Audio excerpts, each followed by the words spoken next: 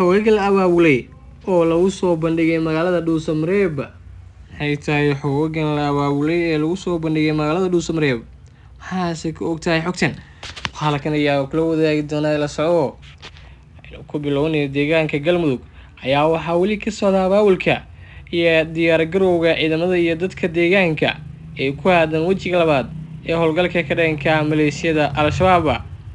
Xoog cusub oo ka qayb qaadanaya howlgalkan ayaa shalay lagu soo bandhigay duleedka magaalada Dhuusamareeb. Hoogan oo ku hubeysan hubka noocyadiisa kala duwan iyo gaadiidka dagaalka ayuu qorshuhu yahay inay gacan ka geystaan howlgalka ay tahay in lagu wiiqo mintidiinta Al-Shabaab. Taliska qaybta 12aad ciidanka xoogga dalka iyo dowlad goboleedka Galmudug ayaa hoogan ugu talagalay inay ka qayb qaataan gulufka shabaabka laga saarayo deegaanada Galmudug. Maamulada degmooyinka iyo odayaasha beelaha ayaa goobo kala duwan ku abaabulay hoogan deegaanka si ay uga gacan geystaan howlgalka oo diyaar garowgiisa socday Al-Shabaab looga xoreynayo gobolada dhexe.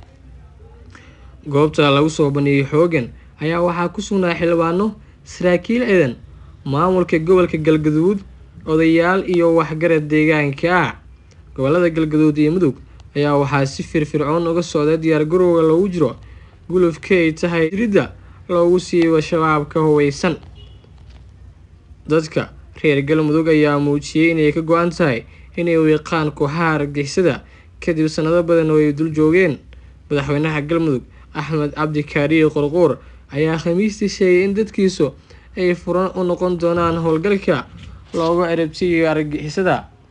Haddaba hoogan lagu soo bandhigay magaalada Dhuusamareeb ee caasimadda Galmudug ayaa waxay u badan yihiin dadka degan magaalada Dhuusamareeb iyagoo haatan u kacay inay iska horeeyaan xoogga khawaarijta ee muddooyinkii dambe dhibaateynayay. Waxaana loo qaybiyay rasaasta noocyadeeda kala duwan iyagoo si toos ah u beeraya dagaalka lagula jiro khawaarijta Al-Shabaab. Waxaana haatan magaalada Dhuusamareeb ee caasimadda Galmudug ku sugan madaxweynaha, mas'uuliyiin kale, saraakiil aad u badan iyo waliba sidoo kale taliska hay'adda NISA. Waxayna dhammaantood dardargelinayaan howlgallada lagu wiiqayo khawaarijta Al-Shabaab.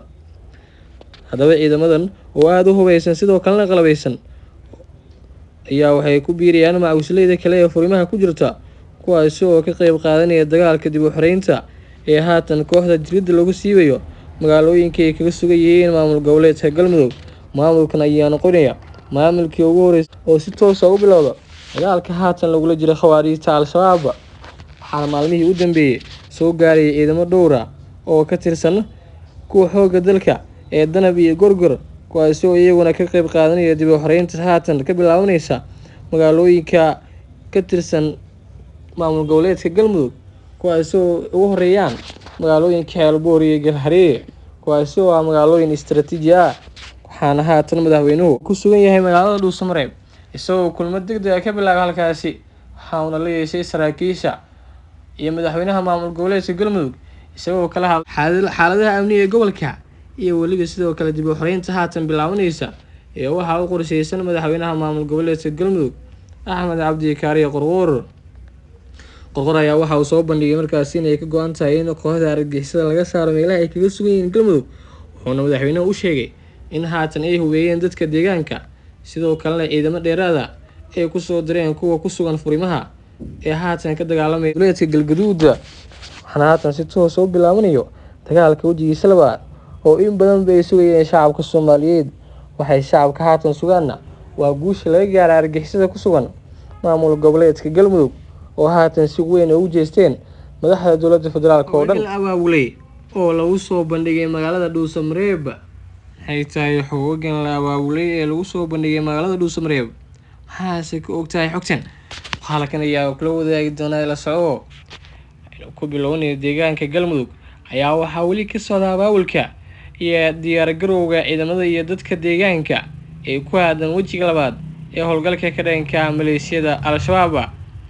Xoog cusub oo ka qayb qaadanaya howlgalkan ayaa shalay lagu soo bandhigay duleedka magaalada Dhuusamareeb.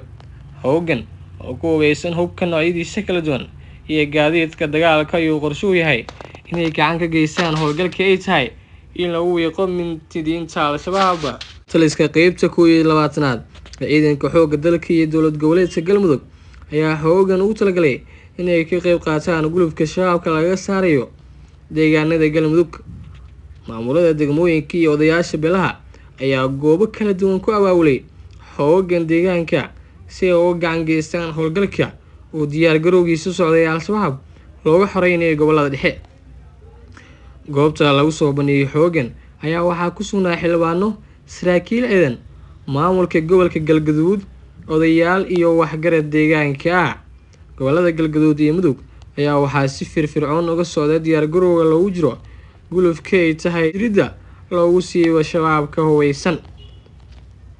Dadka reer Galmudug ayaa muujiyay inay ka go'an tahay inay u yaqaan kooxaha argagixisada kadib sanado badan oo ay dul joogeen.